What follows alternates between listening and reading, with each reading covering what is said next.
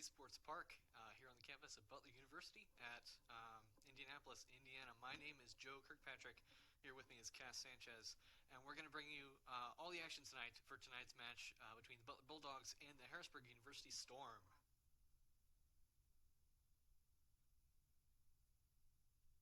We have a Harrisburg team here today, so it's going to be an interesting match. They've got some players who are very well known on there, and we've got our beloved Butler Bulldogs. So we'll see how this match goes, how it plans out, and talk about it. Absolutely. Our Week 3 matchup here in the NACE Star League is going to be best of 5 series. As we take a look here at our map set, it's going to start with the control map that has been pre-selected already by the Harrisburg University team. We're headed to Lijiang Tower. Here is going to be our control map. We may have a graphic up here for you in a second, but just in general, what kinds of things can we expect here from the control map? Yeah, so control maps, typically those are going to be your faster paced maps. It's whoever goes first, they're going to get the point first, whoever plays better. You know, it's just a matter of how fast you go and how well you play. So I think we could see a variety of comps here. I know in the higher levels of competitive, the ball trace or cast comp is very strong. So we could see that coming in here. But overall, could be a very interesting hero selection coming out of the gates here. So we'll see.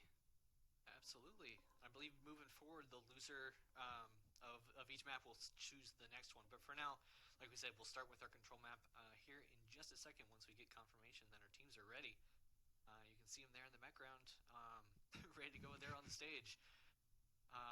It's great to be cast in here from the facility. Obviously, relatively brand new this year, but definitely excited to get into things here. Yeah. I'm very excited. First time casting here in the Esports Center for myself, so it'll be a fun time. We've got some great stuff in store for y'all, so stay tuned. Absolutely.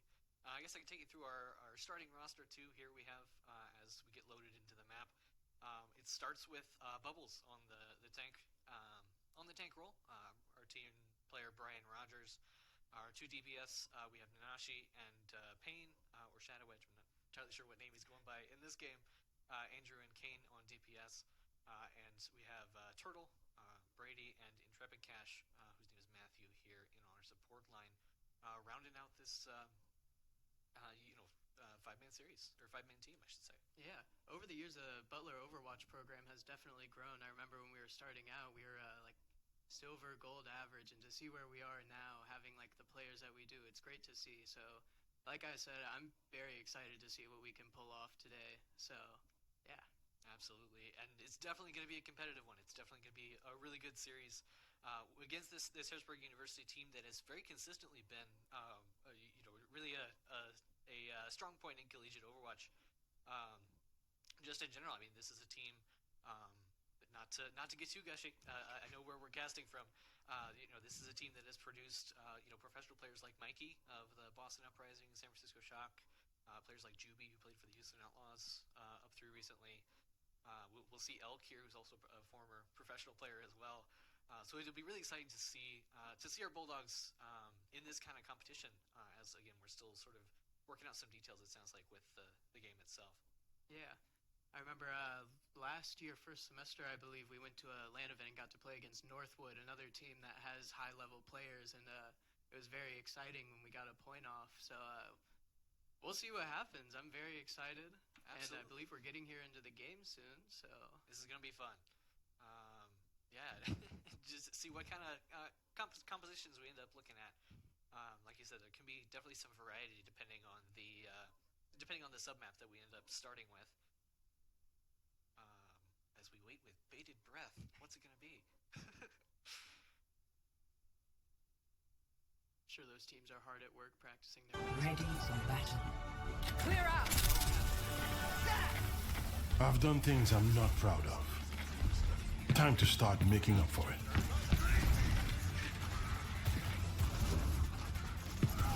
Another day, another mission. Hey. Man, I'm so excited. How's it going?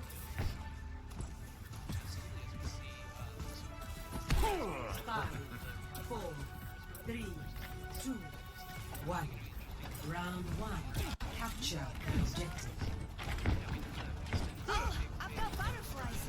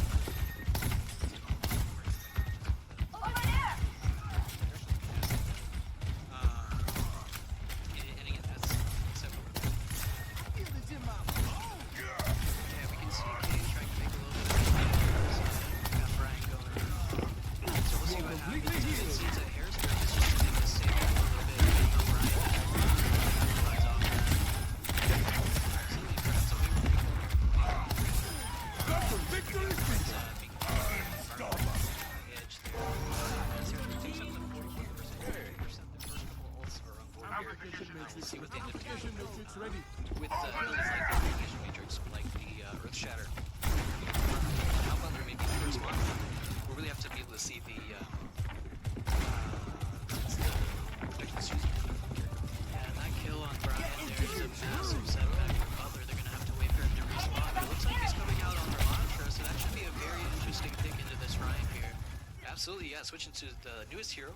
They're in the hero roster. It gets a little bit more range protection, a little bit more response here to some of the things. Oh, but there's the Earth Shatter coming in from Earth Shatter. Big Earth Shatter there, sort of comboed with the Blizzard as another crowd control ultimate there, and the Deadeye throwing in lots of ultimates does get him the team fight. Yeah, still both support ults for Harrisburg, and B still saved for Butler, so we can see them engage with that B or use it. Oh, yeah, it looks like they are going to engage with it. And it's got to be aggressive right here. The Harrisburg already at 95%. Butler's going to get a touch really quickly. It looks like they're sending Payne on the Tracer to try to get that touch. They just barely do make it. Use the sound barrier, like we said, to get onto the point, and the overclock sort of trade is with the Reinhardt and the Sojourn, but like I said, Butler just got to fight this out. They've got to get this control point, otherwise the round will be over. It's El continuing, or rather Divio on the Lucio here, continuing to stall things out, getting some kills as they finally come through. It's just Turtle now left on the point as Nanashi slides in on the Sojourn, not quite able to make it in time. And that's round one going to Harrisburg. Yeah. Not too bad of a map there. I think that Winston pick was a little bit too long-lived. I feel like the Harrisburg was able to capitalize off of Brian jumping in very easily, so I think that switch to Ramatra could have been very big if it was done earlier.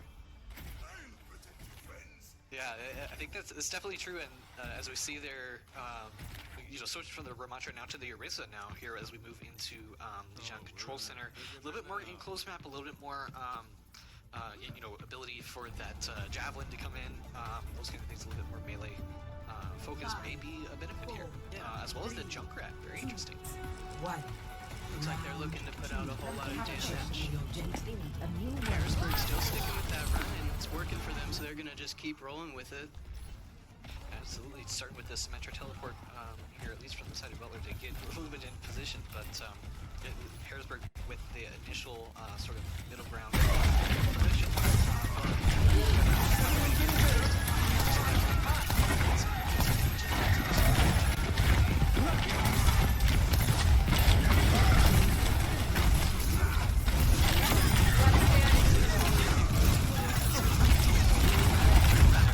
Continues to drive back the Butler team.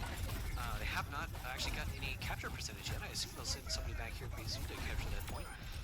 But in the meantime, the team fight wins have been pretty consistent. Yeah, Butler's going to need to get a strong group, and I think they're going to need to push in a little bit here while Harrisburg is back capping point. Absolutely. Definitely want to take the advantage of that space if they can, but of course losing to Lucio, that's going to be a trick for them.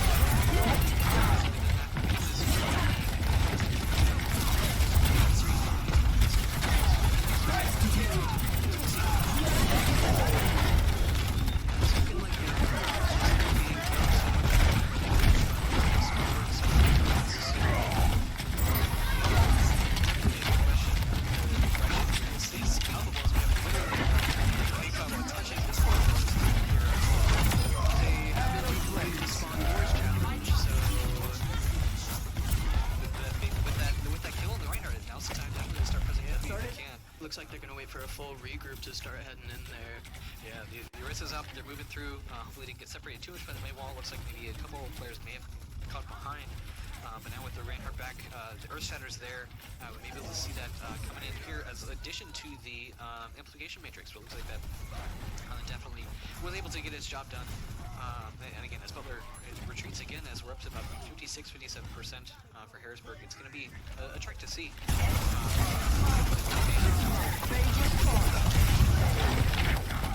We'll see what they're able to do. They've got Kitsune rush and Sojourn, so they might be able to rush in and get something done there, but that's very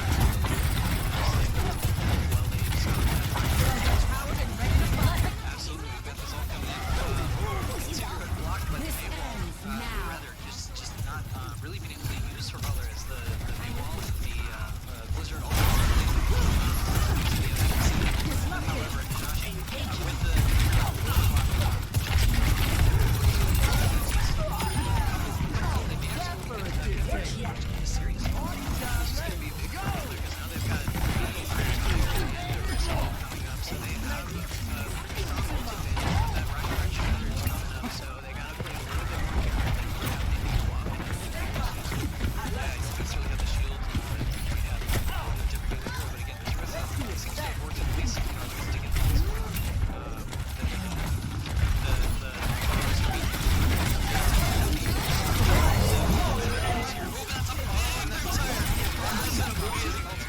combination. Between the Terra Surge and the Riptide, they gotta be feeling good about that. And that will be a clip for the Butler team. Oh yeah. I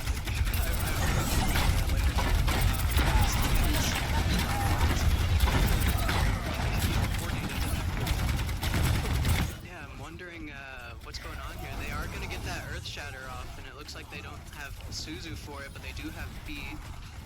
Yeah, the beat response definitely does help them stay alive a little bit longer, trading the Lucio and the Sojourn. But unfortunately, as the tanks go down, it just does become a little bit trickier for Butler. If they give up control here, obviously they've got a recapture here within about 4%. So maybe down to Turtle to try and trigger that over, which he does successfully do. Will there be any touches? Not quite. So that's the 2-0 for Harrisburg here in this first control map. But some signs of life there from Butler right at the end. Yeah. That was a very good ultimate combo there by the Orisa and Junkrat. I thought that was very well set up. I don't know how planned it was, but well very deserved good play of the game. Here we get the replay, at least from the Junkrat's point of view. Ulting right into that Terra Surge. That did earn Butler about 56% of that capture point. So you know, not a great start in terms of a map loss, but definitely exciting. And definitely a good sign, I think, of the competition that we have to come. yeah, I definitely think so. I think seeing Butler get that team kill and hold that for a little bit, it was very exciting. It was like, wait, are they going to do it? It's just very exciting. So I think it's going to be a fun next two maps to see how both Hybrid and Escort go, see how far they can push that cart. Absolutely, yeah. And you do bring up a good point. We are shifting into a hybrid map. Will be our second map, as we may likely go pretty directly into it. And it ought to be Butler's selection. We'll see what map that ends up being. But it's a little bit of a different structure.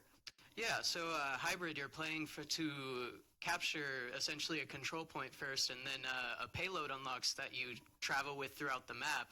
So it'll be interesting to see if Butler's going to be able to, if they're going to be able to hold on defense, or if they're going to. It'll be interesting to see what they do. I'm just excited for it. So yeah, no, absolutely. The ways in which the strategies can change with the different game modes would be really interesting to see. And like I said, I want to see if I can see what map they're going to here. It looks like maybe Paraiso, one of the newest hybrid maps here in the series, or in the game rather, came along with the launch of Overwatch 2. That'll definitely be an interesting perspective. Yeah, if it's that map, then it's a lot of high ground heavy map. So it'll be interesting to see what characters they're going to bring out. Maybe it's a Widow or an Ashe, or just we'll see what happens. So yeah, I definitely expect to see some good hit scan prominence from both teams here coming out of it for sure. And that was one of the comfort picks like we saw from Butler's DPS players there in that first round on the Cassidy, on the Sojourn. Definitely would be surprised to see those kinds of picks remaining too. Yeah, Sojourn very, very good right now. Hasn't been nerfed too much, so she's still very viable. So high chance we'll see her in this map as well. Absolutely. As we're loading in, it looks like, again, just based on the little preview I see on my screen, it looks like we may see some Junker Queen here from Butler. So that'd be an interesting tank pick as well. But again, they're in the spawn. They can change. Mm. As we shift here to the map.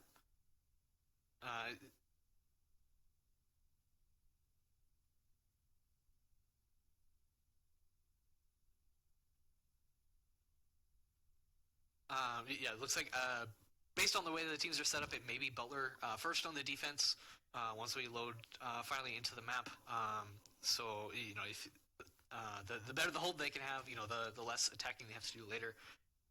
So we'll have to see how that all lines up as far as that goes. Yeah, I'm interested to see what comp they'll play, because I know Bubble's very big Monkey fan, very dive heavy player. He enjoys that, so I'm wondering, are we gonna see? Oh, and it looks like we're actually gonna get it here. Bubble's coming out on the Ramatra. Very strong pick. Ramatra's in a pretty interesting place right now, so I feel like it could go either way. Absolutely, good as a range tank, or good as a tank that has good range to be able to poke up into the this high ground position that Harrisburg is holding. yeah, the question will be how effectively, how quickly, how efficiently they're able to rotate. As Butler does now rotate on the point. They have two starting to capture before they just lost to the Sojourn to start out. Yeah, a couple quick kills they get from Elf there on the Sojourn and DB Lucio. May not quite be the first here for Butler, but that would be super nice. Get close into, but it looks like it's not going to quite happen at this point.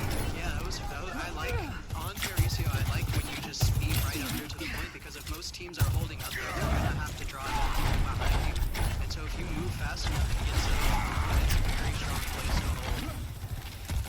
Absolutely, yeah, and the shield abilities of the Ramacho are definitely effective for that too. Like we've seen, he used his to try to restrict teams. We just need a kill onto the East over here. Trading off with Lucio, but it's not very good right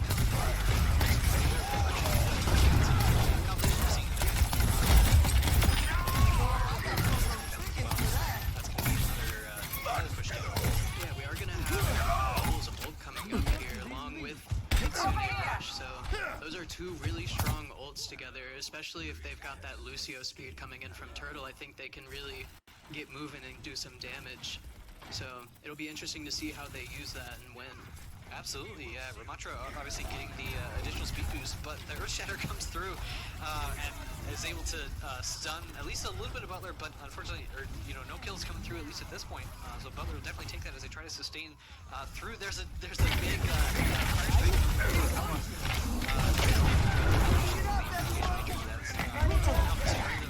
I'm just getting started.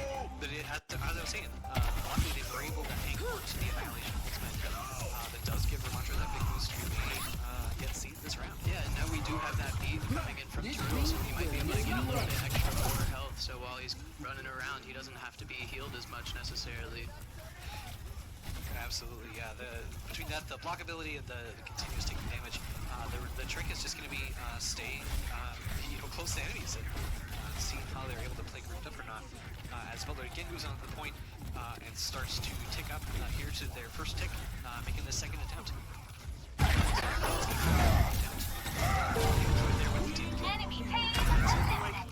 Harrisburg just in general is moving as a unit a bit more. Nothing against Butler, but they're just moving a little bit slow, getting separated a bit too much, so those tanks are able to just go on the back line. We are going to have this shatter coming in for Harrisburg. I'm wondering if they're going to drop on them and use it. Yeah, there it is. Now. Can I get some healing? You're in the way. This ends now. Without a section, about 30 seconds left. It's going to be brought down eventually by the Sojourn and the right heart, I believe, may have been with him. But yeah, you gotta think you wish that you had that open in this last 20 seconds. Yeah. It's going to be especially difficult. All they're really going to have here is Death Blossom and Kitsune Rush, both very strong ultimates, but very situational. Death Blossom is going to require them to get in close, and I think Kitsune Rush can get them at a distance. The wrecking ball comes out, gave that touch. They're here close to enough to hopefully trigger overtime. Gotta disrupt some of the players, but unfortunately, not close enough to get that overtime. Yeah. Just it looks like misdirected pile driver a little bit. Yeah, looks like the Butler didn't have in touch within enough time to get that overtime created. There we go. So they are gonna start going to the other side. They're gonna be defending now. We'll see what they bring out. Yeah, Butler looking to repeat the full hold, or at the very least, keep Harrisburg from getting that first third of the capture point in order to result in a draw for this map. Is Butler's perspective now at this point. I did like that Wrecking Ball pick there at the end, in terms of the disruption that it can provide, and the ultimate benefit. Obviously, when you swap only with 20 seconds, there's only so much you can do with the minefield that has been buffed recently. But yeah, we'll have to see what kind of as they shift sort of their perspective into a defensive setup, what that ends up looking like for Butler. Yeah, and it does look like they're going to be bringing out that Orisa again. It worked for them a little bit on the Lijiang Tower, so we'll see what Bubbles is able to do here. They are going to keep the Reaper and the Sojourn, so we'll see what they intend on doing with that, if they're going to be playing close or playing high ground. Yeah, we can see the Reaper into something like the Reinhardt from Ikawa. Again, we've seen a lot of. I'm sure that's a responsive pick, but it may definitely be a good one. I think we get lots of shield pressure again, too, from the Zenyatta, from the Sojourn. These may be, very deliberate choices we've seen as the attack comes through. And it's looking like Harrisburg is wanting to do the same thing and just go straight to the point. Absolutely. Yeah, we see the Genji pick. It's not something we saw. I think it did start with We are falling apart. but yeah, the really question is There. stop spotted out and back at the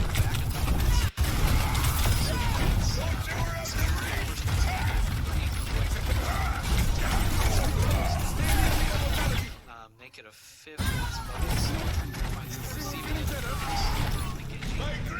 That'll be the 3rd point cap. That's enough for Harrisburg to take that. Yeah, that Sojourn angle in the beginning to pick off Turtle was a very big angle. I feel like that opened him up to get both Zen and I believe it was an Ana. Play of the Very good angle. That allowed them to get those supports out of the way, start making their way. Calculated. Ultimates and That's everything. 2. So very strong, so strong. I warned you. You make it too easy. For sure. Like you're talking about finding those key players, finding those key points in the composition. So there we are. We're sitting with the series right now, up 2-0 for Harrisburg University. And as we shift to our third map, will be an escort map. We didn't actually get to see very much escort in this last hybrid map. Yeah, it's very, it's much more, I find that escort is much more, intriguing just because, with hybrid, you can get full held, like, right out the gate, but I feel like with, escort, you're able to play, like, a dive comp and, like, get some distance going and maybe potentially snowball a fight to keep the other team back, so I'll be interested to see what happens here, especially from the Harrisburg side. I'm wondering if they're gonna fold at the doors or if they're gonna, I don't know what they'll do, but we'll see. Yeah, and a lot of those strategies can depend, too, on the map that we'll see. It may be any combination of Circuit Royale, Dorado, Route 66, or Junkertown, if my understanding is correct. And again, we'll see based on which map the teams end up playing. But yeah, it really is. We may see some stylistic differences, some competency differences in terms of the way the teams are able to manage their payload distance, where they're able to take team fights and those kinds of things. That'll be the question as far as that goes. So here's a question for you: if you're Butler, you get this escort map pick. Which map are you picking? Do you think? As we'll see the answer real quick. So answer real quick. I believe. It looks like they are picking Dorado. That was going to be my guess because I know that.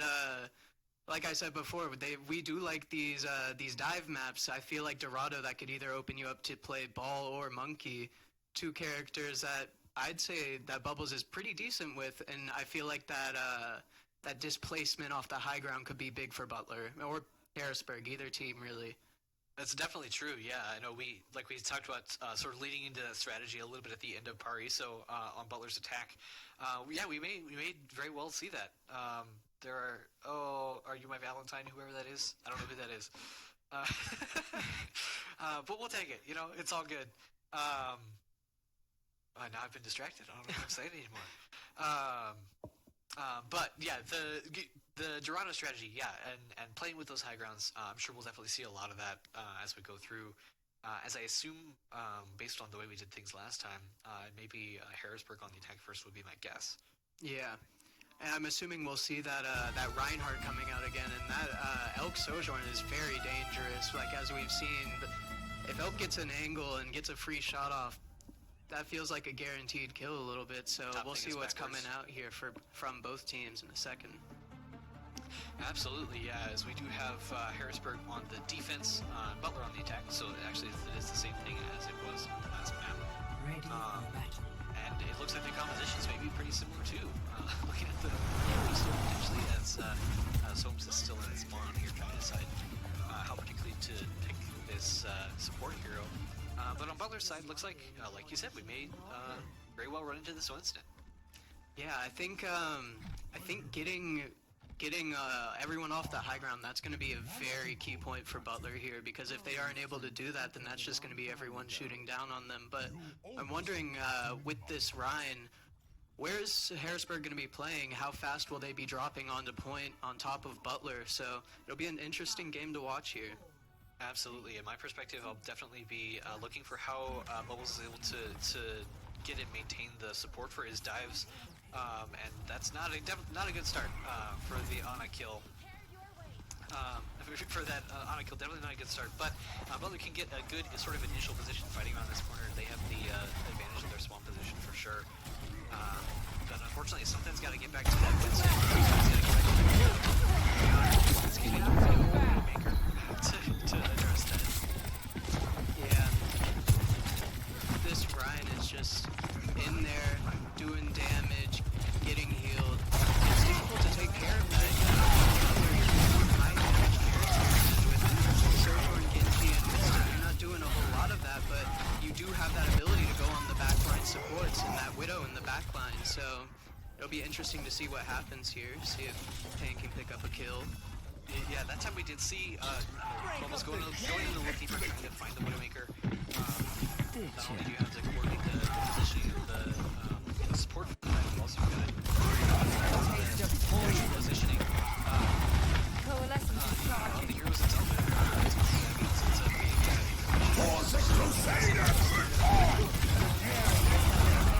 And we are going to see that shattering. It looked like it was not ready, but that Warrior Orb's going to pick off Genji. yeah, as again, Butler sort of pushing, trying to get pushed out of this spawn here for them. You can see the angle from the Widowmaker and see how oppressive her cycle really are. She's contested with the coalescence just Made manifest. the rate and the efficacy of Butler trying to make a push out. Yeah, they are going to nano Brian here, and he's going to go in. Probably looking to build that primal here so they can do a little bit more displacement, get them off the cart here. Yeah, I liked the initial dive onto the Sojourn. Unfortunately, Engage without disrupted. Receive my aid. there's definitely some harassment back on the Widow, but not really to get. Unfortunately, we do see Nanashi swap into the Widowmaker of his own, trying to get jump into that Widowmaker 1v1, but unfortunately it's more like a 3v1 right now with Elkin and Divio playing sort of keep away. Yeah, Harrisburg playing very close here. Haven't really let up the entire time. Comes the rally for Butler as well, trying to build up a little bit of armor, and there's the dive onto the Sojourn, onto the Widowmaker presumably as well. I don't actually know where she got to in the heat of all this. But the Primal Rage is definitely big and definitely disruptive. That's what we want to see as the Reinhardt finally goes down from Meikawa, and Butler may be able to get some push, provided they're able to regather their resources and start 60 seconds. taking out their primary targets. Butler's going to have a full regroup a little bit faster just because that Ryan has further to go, but doesn't look like they're moving cart a whole ton. There's still a little bit of pressure coming in from that choke. And that is a Butler University Widow kill. We haven't seen very many of these maps so far, but we'll take everything that we get. Again, with about just less than halfway to the way to that first point, get some first score on the board. This is a good progress you want to be, but again, we're just under 30 seconds now left in the series. Yeah, and it's looking like Brian's hanging out there alone.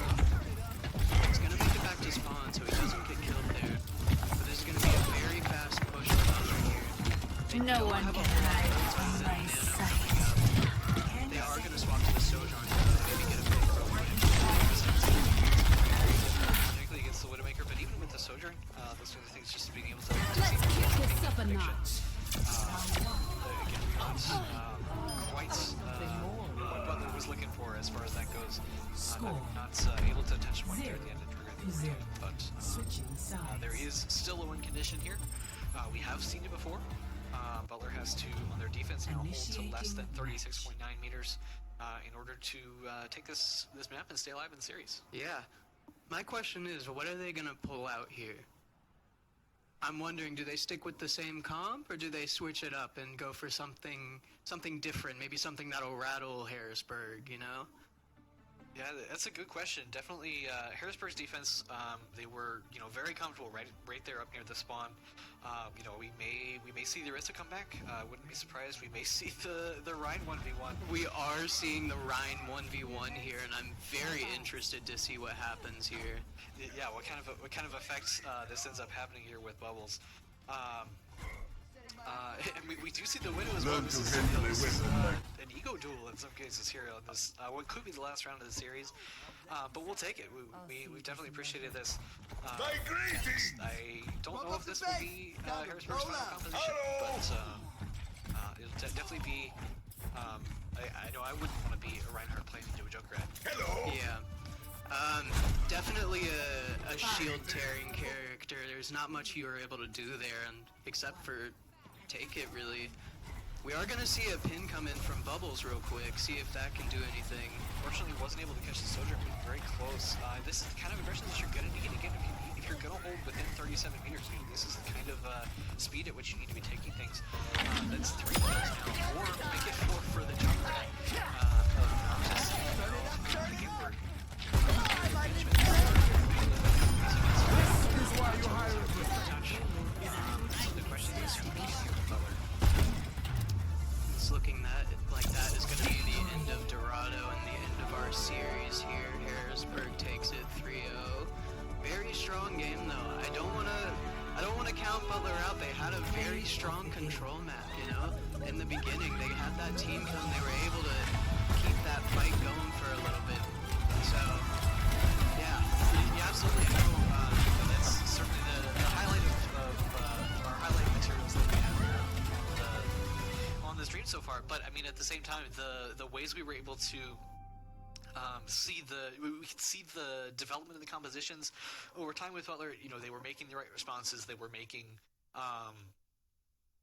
adaptations to what they were seeing from Harrisburg over the course of the series, and that's really what's the kinds of things you want to see from these players. In this still very early in this round robin series, or round robin season rather. Here for the NACE Star League, it's a good way to play against a team like this. That's going to be really there in the upper echelons competition, and it's a good a good way to pull things from it and learn from it, and come back next week all the better. Yeah, I think this is definitely a matchup that I'd want to see again. I feel like if it were to go on a little bit longer, I want to see what could have developed within the Butler side. I want to know what kind of comp could they form that would put up a fight, I think that it could be a very interesting matchup, one that I'd definitely be interested in watching again in the future.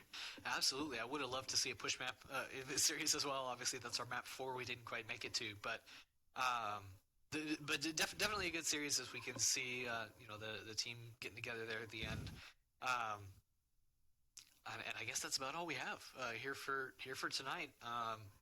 Like we're talking about, coming from the Butler Esports Park here, this has been Butler Bulldogs versus the Harrisburg University Storm here in Week 3 of the NACE Star League. I don't know, you got anything else? Yeah, happy Valentine's Day. Go get your Overwatch cosmetics for the new Valentine's event that came out. You can play through that dating sim if you want, or I don't know, maybe there's a way to get the Cupid Hanzo or something without that. I don't know. But regardless, that'll be it for us here this week.